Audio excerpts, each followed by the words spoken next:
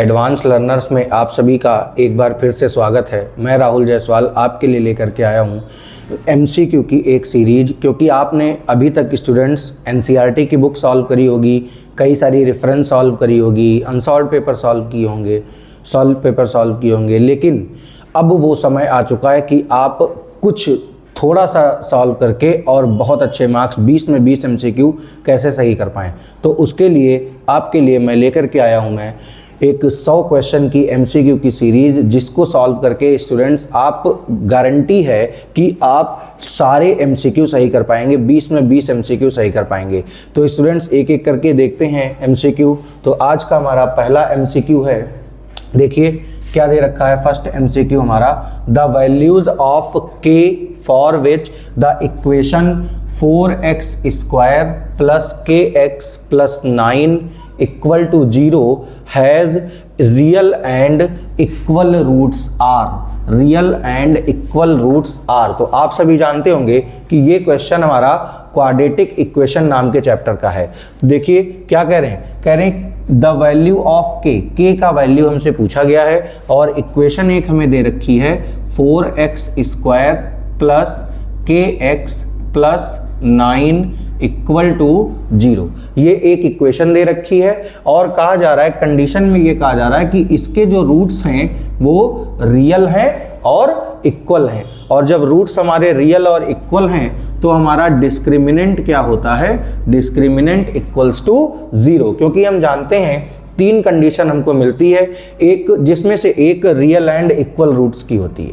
और real and equal roots में जो हमारा डिस्क्रिमिनेंट होता है, discriminant means b square minus 4ac का वैल्यू हमको क्या मिलता है, 0 मिलता है। यहां से हम इसको सॉल्व करेंगे और सॉल्व करके हम k का वैल्यू फाइंड करेंगे। तो देखिए b हमें दे रखा है k square minus 4 multiplied by 4 multiplied by 9 equal to 0। तो यहां से क्या मिल जाएगा हमें बच्चों, k स्क्वायर इक्वल्स टू 144 और k इक्वल्स टू कितना, प्लस माइनस 12। और यहाँ से प्लस माइनस 12 हमें जो मिलेगा तो इसमें बी वाला ऑप्शन हमारा करेक्ट हो जाएगा। कौन सा ऑप्शन करेक्ट होगा, बी वाला ऑप्शन करेक्ट होगा। इस टाइप का एमसीक्यू आपके बोर्ड एग्जाम में 100% आने वाला है। एकदम लिख के रख लीजिए, इस टाइप का एक एमसीक्यू आपको बोर्ड एग्जाम में जरूर मिलेगा। देखिए सेकंड क्वेश्चन की बात करते हैं। सेकंड क्वेश्चन में हमसे क्या कह रहे हैं, सेकंड क्वेश्चन में हमसे कहते हैं, देखिए हमसे कह रहे हैं सेकंड क्वेश्चन में, the distance of the point 4,7 from the x axis is. कहते हैं 4,7 पॉइंट की एक्स एक्सिस से डिस्टेंस क्या होगी। बहुत आसान सवाल है, देखिए कैसे सॉल्व करेंगे। तो हम यहां पर एक कार्टेशियन प्लेन बना लेते हैं। हमको यहां पर 1 2 3 4 5 6 ऐसे वैल्यूज एक्स एक्सिस पर, क्योंकि ये वाला हमारा एक्स एक्सिस होता है और इधर क्या होता है हमारा वाई एक्सिस होता है। और यहां पर क्या हो गया 1 2 3 4 5 6 7। हमसे पॉइंट्स कौन कौन से दे रखे हैं, 4,7। तो 4,7 दे रखा है, यानी एक्स एक्सिस पर कितना 4 पॉइंट मिलेगा हमको, ये मिल गया। और वाई एक्सिस पर क्या पॉइंट मिलेगा 7। तो इसको इधर बढ़ाते हैं और इसको इधर बढ़ाते हैं। देखिए हमको 4,7 जो पॉइंट है वो कहाँ मिलेगा, यहां पर।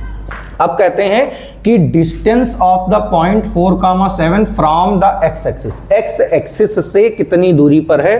तो एक्स एक्सिस हमारी कहाँ है, ये हमारी एक्स एक्सिस हो गई और एक्स एक्सिस से डिस्टेंस कितनी है 7, यानी कि हमारा कौन सा ऑप्शन सही हो जाएगा, ए ऑप्शन करेक्ट हो जाएगा, 7 यूनिट। बहुत अच्छा सवाल। देखिए अगला सवाल हमारे सामने है, क्या कहते हैं अगले सवाल में हमसे, अगले सवाल में कह रहे हैं कि, अगले सवाल में हमसे कहते हैं कि a girl calculates the probability of her winning the first prize in a lottery is 0.08 if 6,000 tickets are sold, how many tickets has she bot.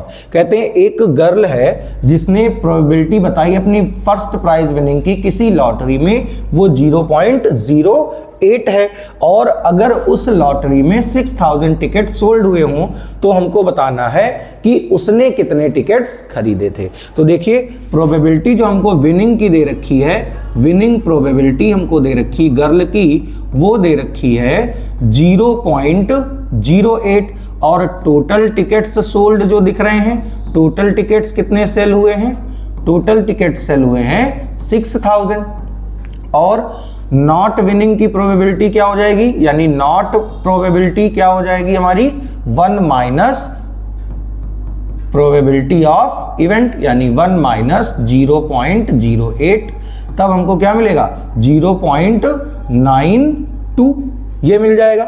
अब देखिए इसको सॉल्व करेंगे, हमें क्या बताना है कि गर्ल ने कितना टिकट सोल्ड सेल किया है, तो टिकट्स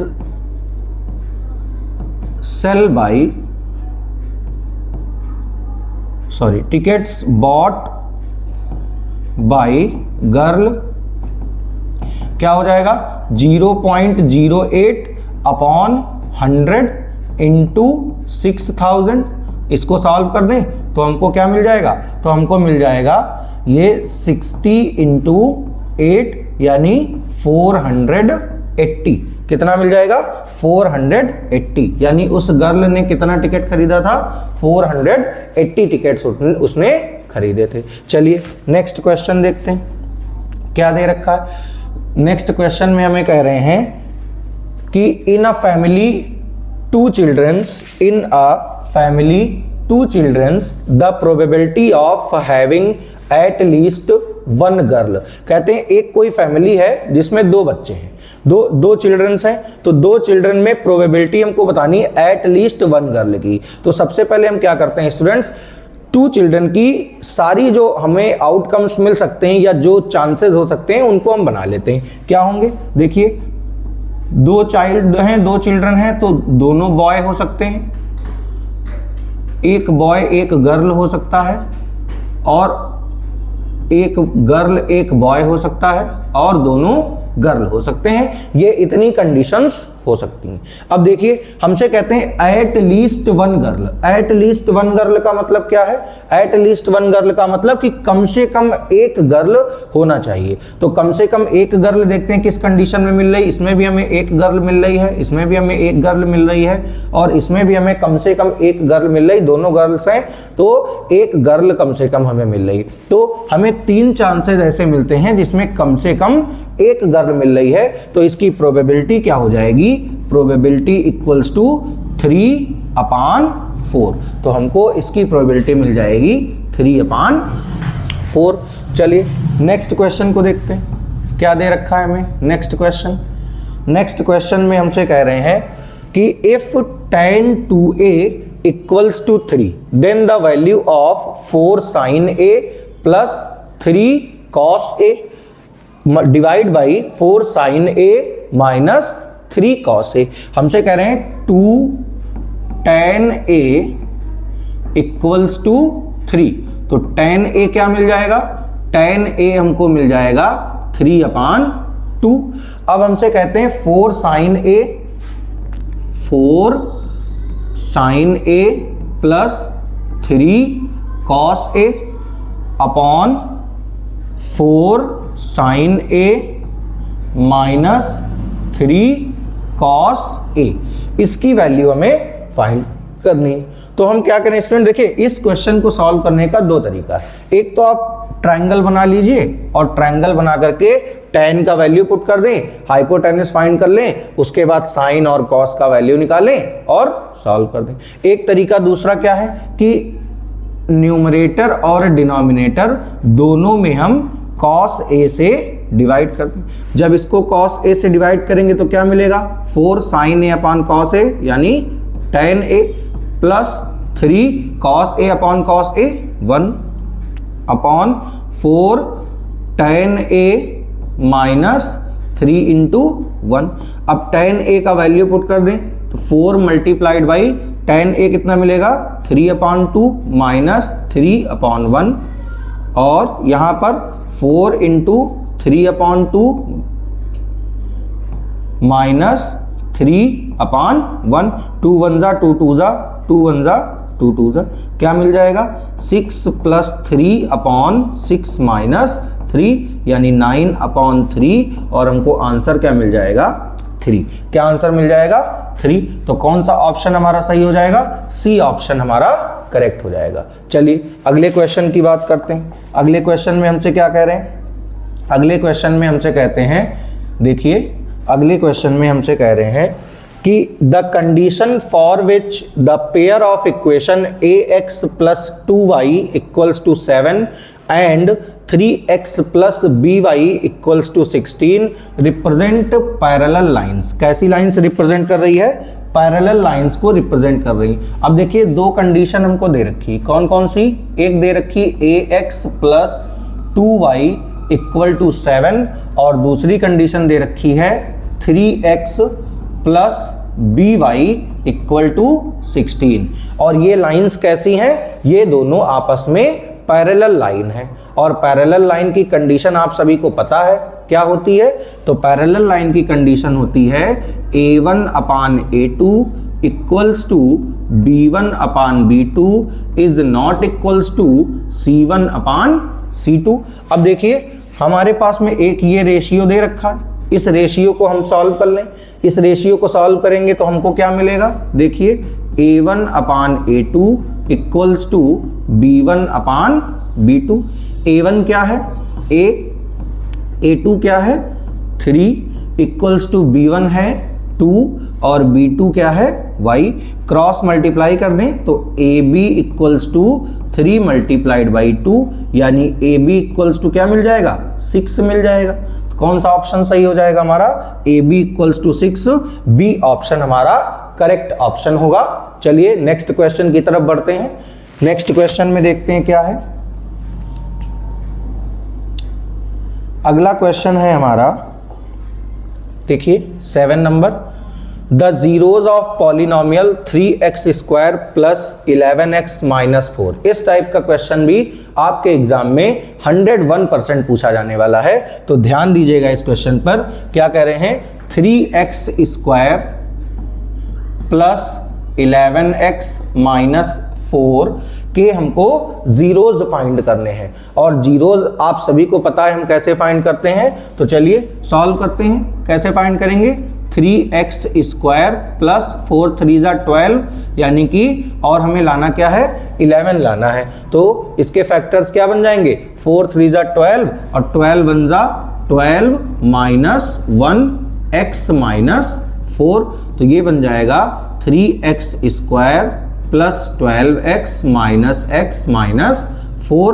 यहाँ से हम 3x कॉमन ले लें तो हमें मिलेगा x + 4 और यहाँ से हम 1 कॉमन ले लें तो हमें मिलेगा x + 4। एक ब्रैकेट में हमारे पास में हो जाएगा 3x - 1 = 0 और दूसरे में हो जाएगा x + 4 = 0। तो हमें एक मिल जाएगी जीरोस की वैल्यू x = 1/3 और दूसरी क्या मिल जाएगी -4 मिल जाएगी। तो देखिए 1/3 और -4 कौन से हमें ऑप्शन में मिल रहा है, 1/3 और -4। देखिए यहाँ 1/2 -4 है, ये वाला हमारा ऑप्शन करेक्ट हो जाएगा। कौन सा, 1/3 और -4। तो अगले क्वेश्चन में देखते हैं क्या कह रहे हैं। अगले क्वेश्चन में हमसे, अगले क्वेश्चन में कहते हैं, ये सब बहुत इंपॉर्टेंट क्वेश्चन है बेटा, इन सबको आप सॉल्व करिए और सॉल्व करके बहुत अच्छे मार्क्स आप गेन कर पाएंगे। तो देखिए अगला क्वेश्चन क्या है हमारा, 8 number question. In the given figure, DE parallel to BC, all measurements are given in centimeter. The length of AE is, AE का लेंथ आपसे पूछ रहे हैं। तो देखिए आपको पता है ट्रायंगल चैप्टर आप सबने पढ़ रखा है और सारे कॉन्सेप्ट्स भी आपको पता होंगे। तो देखिए ABC ये एक ट्रायंगल दे रखा है और इस ट्रायंगल में BC लाइन के पैरेलल एक लाइन ड्रॉ करी गई है जिसको नाम दिया गया है DE, जिसमें AD 3 सेंटीमीटर है, DB 4 सेंटीमीटर है और CE 3 सेंटीमीटर है। तब आपसे AE का लेंथ पूछे और आपसे बताया गया है कि जो DE लाइन है आपकी, DE लाइन जो है वो BC लाइन के पैरेलल है। और आपको पता है स्टूडेंट्स कि जब किसी ट्रायंगल में दो लाइंस पैरेलल होती हैं तो उनके रेशियो जो होते हैं वो क्या होते हैं, इक्वल होते हैं। तो किसका किसका रेशियो इक्वल हो जाएगा, इसका रेशियो इसके साथ में और इसका रेशियो इसके साथ में, ये दोनों रेशियो हमारे इक्वल हो जाएंगे। तो देखिए क्या होगा, AD अपान BD इक्वल होगा AE अपान EC के। सॉल्व करते हैं। देखिए AD का लेंथ कितना है 3 और BD का लेंथ कितना है 4। AE हमें फाइंड करना है और EC हमें दे रखा है, EC हमें कितना दे रखा है 3। क्रॉस मल्टीप्लाई कर दें तो 4AE इक्वल्स टू 9, यानी AE इक्वल्स टू हमें क्या मिल जाएगा 9 अपान 4। इसको सॉल्व कर देते हैं। 4 2 ज़ा 8, 1 बचेगा, डेसिमल लगा ले। 4 2 ज़ा 8, 4 5 ज़ा 20, यानी AE का लेंथ हमें क्या मिल जाएगा 2.25 सेंटीमीटर मिल जाएगा। तो इस प्रकार से अगले क्वेश्चन की तरफ बढ़ते हैं। देखिए अगला क्वेश्चन हमसे क्या कह रहे हैं, अगले क्वेश्चन में हमसे कहते हैं, देखिए बहुत अच्छा सवाल है, using empirical relationship the mode of distribution whose mean is 7.2 and median is 7.1। क्या कहते हैं कि हमको एम्पिरिकल रिलेशनशिप का यूज करके मोड बताना है जिसका मीन का वैल्यू हमें दे रखा है, मीन का वैल्यू हमें दे रखा है, कितना दे रखा है 7.2 और जिसका मीडियन हमको दे रखा है, मीडियन की वैल्यू हमें क्या दे रखी है, मीडियन की वैल्यू हमसे कह रहे हैं 7.1 सेंटीमीटर है। तो हमको इंपेरिकल रिलेशनशिप को सॉल्व करके इस क्वेश्चन को सॉल्व करना है। अच्छा, इंपेरिकल रिलेशनशिप का मतलब क्या होता है, मीन, मोड और मीडियन तीनों में आपको एक रिलेशन मिलता है। वो रिलेशन क्या होता है, 3 median equals to 2 mean minus mode, ये आपका रिलेशन होता है। इसको सॉल्व करें तो 3 into 7.1 equals to 2 into 7.2 minus mode. इसको सॉल्व कर देंगे तो हमें क्या मिलेगा, 3 1 ज़ा 3, 3 7 ज़ा 21 माइनस, इसको सॉल्व कर देंगे तो क्या मिलेगा 1 4 4 इक्वल्स टू मोड। तो इसको जब हम सॉल्व करेंगे तो क्या मिलेगा हमको, देखिए इसको माइनस कर दें, 21.3 से 14.4 को माइनस कर दें तो क्या मिलेगा 9 और यहाँ क्या मिलेगा 6, यानी हमको कौन सा ऑप्शन करेक्ट मिल जाएगा, 6.9 वाला ऑप्शन करेक्ट मिल जाएगा। यानी मोड जो हमारा होगा वो क्या हो जाएगा, मोड हो जाएगा 6.9 और ये 6.9 हमारा डी वाला ऑप्शन एकदम करेक्ट हो जाएगा। तो चलिए अगले क्वेश्चन की बात करते हैं। क्वेश्चन नंबर 10 क्या कह रहे हैं, क्वेश्चन नंबर 10 में देखिए अगले क्वेश्चन में देखिए क्या कह रहे हैं, cot square theta minus 1 upon sine square theta is equal to, देखिए कहते हैं कि cot square theta minus 1 upon sine square theta, इसका वैल्यू हमसे पूछ रहे हैं। तो देखिए इसका वैल्यू क्या होगा, इसका वैल्यू हमसे पूछ रहे हैं तो cot square theta minus 1 upon sine square theta क्या होता है, कोसेक स्क्वायर थीटा। अब cot square theta minus cosec square theta, इसको हमें सॉल्व करना है। तो इसको जब हम सॉल्व करेंगे तो क्या सॉल्व करते हैं, हमको एक आइडेंटिटी पता है, क्या होती है एक आइडेंटिटी, हम कॉट स्क्वायर थीटा और कोसेक स्क्वायर थीटा के फॉर्म में जानते हैं। क्या जानते हैं आइडेंटिटी, देखिए आइडेंटिटी हम जानते हैं कि cosec square theta minus cot square theta equals to क्या होता है, इक्वल्स टू होता है 1। और हमको क्या दे रखा है, cot square theta minus cosec square theta. तो हम इसमें से क्या करें, माइनस कॉमन ले लें तो हमारा बन जाएगा cosec square theta minus cot square theta.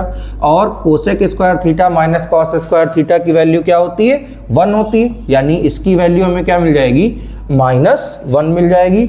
और -1 यानी डी ऑप्शन हमारा एकदम करेक्ट हो जाएगा। तो चलिए अगले क्वेश्चन की तरफ बढ़ते हैं। अगला क्वेश्चन हमें क्या दे रखा है, देखिए अगले क्वेश्चन में हमसे कहते हैं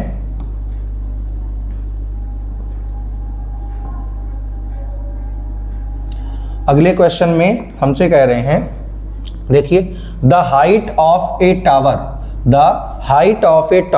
is 20 meter. The length of its shadow made on the level ground when the sun's altitude is 60 degree. Sun's altitude is 60 degree. Then find the length of the shadow. Shadow की length हमें find करनी है। तो जब shadow की length हम find करेंगे तो देखिए क्या है, हमें क्या दे रखा है, टावर की हाइट दे रखी, यानी हाइट ऑफ द टावर कितना 20 मीटर, और length of its shadow, shadow किधर बनेगा, ये इसका शैडो हो जाएगा, और यहां से एलिवेशन एंगल हमें दे रखा है कितना 60 डिग्री हमें एलिवेशन एंगल दे रखा है। हमें शैडो का लेंथ फाइंड करना है, इसको हम एक्स लेट कर लेते हैं। अब देखिए ये हमारा परपेंडिकुलर हो गया, ये बेस हो गया, tan थीटा लग जाएगा, tan 60 equals to perpendicular upon base, और tan 60 का वैल्यू क्या होता है √3, तो 20 अपॉन एक्स, यानी x का वैल्यू हमें क्या मिल जाएगा 20 अपॉन √3, और यही हमारा करेक्ट ऑप्शन हो जाएगा। कौन सा ऑप्शन हमारा करेक्ट हो जाएगा, फर्स्ट वाला ऑप्शन ये हमारा करेक्ट हो जाएगा 20 अपॉन √3। चलिए अगले क्वेश्चन की बात करते हैं, क्या कह रहे हैं अगले क्वेश्चन में, ध्यान दीजिएगा। अगले क्वेश्चन में कहते हैं हमसे कि the coordinates of point A where A B is the diameter of the circle whose centre is 3, -2 and B 7, 4 is. कहते हैं ए बी एक सर्किल का डायमीटर है, तो सबसे पहले हम एक सर्किल बना लें, और इस सर्किल का ये सेंटर हो गया, सेंटर से सबसे बड़ी कॉर्ड हमारी कौन सी होती है, ये हो गया हमारा डायमीटर, और डायमीटर को नाम इन्होंने दे रखा है ए बी, जिसमें ए के पॉइंट्स हमसे पूछ रहे हैं, तो हम उसके पॉइंट्स को क्या कह देते हैं x, y। सेंटर O है, और सेंटर के पॉइंट्स हमको कौन कौन से दे रखे हैं, सेंटर के पॉइंट हमको दे रखे हैं 3, -2, और B के पॉइंट क्या दे रखे हैं, B के पॉइंट हमसे कहते हैं 7, 4। तो जब B के पॉइंट दे रखे हैं, अब सभी को पता है कि डायमीटर का जो मिड पॉइंट होता है वो सर्किल का सेंटर होता है, यानी अगर हम इसके मिड पॉइंट्स फाइंड कर दें तो हमारा मिड पॉइंट का फार्मूला क्या होता है, मिड पॉइंट का फार्मूला होता है x1 + x2 upon 2, y1 + y2 upon 2, और हमें मिड पॉइंट्स दे रखे हैं 3, -2। अब यहाँ से अगर हम x1 की बात करें तो x है, और x2 की बात करें तो कितना है 7 है अपॉन 2, y1 + y2, y1 कितना है हमारा y है, और y2 कितना है 4 है अपॉन 2। इनको सॉल्व कर दें तो 3 = x + 7 अपॉन 2, इसको सॉल्व करेंगे तो 6 - 7 = x, यानी x का वैल्यू क्या मिल जाएगा -1, और सेकंड वाले को सॉल्व करें तो -2 = y + 4 अपॉन 2, इसको सॉल्व करें तो कितना मिल जाएगा -4 = y + 4, और 4 को इधर ले आए तो कितना हो जाएगा -8, यानी हमें पॉइंट्स कौन से मिल गए -1, -8, और -1, -8, यानी कि हमारा फर्स्ट वाला ऑप्शन ए ऑप्शन करेक्ट हो जाएगा। तो चलिए अगले क्वेश्चन की तरफ बढ़ते हैं। अगला क्वेश्चन हमें क्या दे रखा है, देखिएगा अगला क्वेश्चन हमसे कहते हैं, अगले क्वेश्चन में हमसे कह रहे हैं कि which of the following is quadratic zeros. अब हमको क्वाड्रेटिक पॉलिनोमियल बनाना है जिसके जीरोज दे रखे हमें 5/3 और 0, यानी अल्फा का वैल्यू दे रखा है 5/3 और बीटा का वैल्यू क्या दे रखा है 0 दे रखा है, और हमको क्वाड्रेटिक पॉलिनोमियल बनाना है। तो क्वाड्रेटिक पॉलिनोमियल बनाने के लिए फॉर्मूला क्या होता है, x² - sum of zeros into x plus product of zeros equal to 0। अब देखिए सम ऑफ जीरोज हम फाइंड कर लें तो अल्फा + बीटा = 5/3 प्लस 0 यानी कि क्या मिल जाएगा 5/3, और अल्फा डॉट बीटा यानी प्रोडक्ट फाइंड कर लें तो क्या मिल जाएगा 5/3 इंटू 0 यानी कि 0। अब इसको सॉल्व कर दिया जाए, तो जब इसको सॉल्व करेंगे तो x square minus sum of zeros हमारा कितना है 5/3, तो 5/3 x plus product of zeros 0 है इक्वल टू 0, यानी क्या मिल जाएगा x square minus 5/3 x equal to 0। यहाँ से एलसीएम निकाल दें तो क्या बन जाएगा 3x square minus 5x equal to 0। x को कॉमन ले लिया जाए, क्या बचेगा 3x माइनस 5, और ये 3x माइनस 5 हमारा ये वाला ऑप्शन ए ऑप्शन करेक्ट हो जाएगा। तो चलिए अगले क्वेश्चन की बात करते हैं। अगला क्वेश्चन क्या दे रखा है, ध्यान दीजिएगा। अगले क्वेश्चन में हमसे कह रहे हैं 14 नंबर, क्या कहते हैं x 2x plus 9 4x plus 3 are 3 consecutive terms of an AP, then the value of x is, x का वैल्यू हमें फाइंड करना है, और x 2x plus 9 4x plus 3 ये तीनों किसी AP के 3 कॉन्जिक्यूटिव टर्म्स हैं, और हमको पता है कि AP के 2 कॉन्जिक्यूटिव टर्म्स का जो डिफरेंस होता है वो हमेशा इक्वल होता है, यानी 2x plus 9 minus x equals to क्या होगा 4x प्लस 3 और माइनस 2x प्लस 9। तो यहाँ से सॉल्व करें तो क्या मिल जाएगा 2x से x जाएगा तो हमारे पास में बचेगा x प्लस 9, और इधर सॉल्व कर देंगे तो 4x plus 3 minus 2x minus 9, यानी x plus 9 equals to 4x से 2x जाएगा 2x बचेगा माइनस 6, इसको इधर ले आए तो माइनस x इक्वल्स टू, और 9 को उधर लेके चले जाएं तो हमें क्या मिल जाएगा x का वैल्यू सॉल्व करके हमें मिल जाएगी 15। तो 15 हमारा कौन सा फोर्थ ऑप्शन यानी डी ऑप्शन हमारा करेक्ट हो जाएगा। चलिए अगले क्वेश्चन की बात करें, तो अगले क्वेश्चन में देखिए क्या दे रखा है। अगले क्वेश्चन में हमसे कह रहे हैं, देखिए 15 नंबर क्वेश्चन में, the distribution below gives marks obtained by 80 students on a test, the modal class of this distribution. Modal class कौन सी होती है, जो जिसमें फ्रीक्वेंसी सबसे हाई होती है वो वाली क्लास हमारी मॉडल क्लास होती। तो देखिए किसमें है 80 में, तो कौन सा मॉडल क्लास हो जाएगा 50 to 60। अगले क्वेश्चन की बात करते हैं, देखिए in the given figure PA and PB are 2 tangents of the circle centre O, angle APB equals to 50 degree, then find OAB। देखिए OAB का वैल्यू फाइंड करना है, तो हमको पता है कि APB और O चारों एंगल्स मिला करके एक क्वाड्रिलेटरल बनाते हैं, और क्वाड्रिलेटरल के एंगल्स का सम कितना होता है 360 डिग्री होता है। तो क्वाड्रिलेटरल के एंगल्स का सम 360 डिग्री होता है, यानी कि angle P plus angle A plus angle O plus angle B equals to क्या हो जाएगा 360, और एंगल P का वैल्यू पता है 50, एंगल A टेंजेंट है तो क्या हो जाएगा 90, और एंगल O का वैल्यू हमें नहीं पता है, एंगल B भी टेंजेंट है तो कितना हो जाएगा 90, और सबका सम कितना हो जाएगा 360। तो एंगल O इक्वल्स टू क्या हो जाएगा 360 माइनस 90 और 50 का सम 230, यानी एंगल O हमें क्या मिल जाएगा 130 डिग्री। अब ये वाला एंगल हमें 130 मिल जाएगा।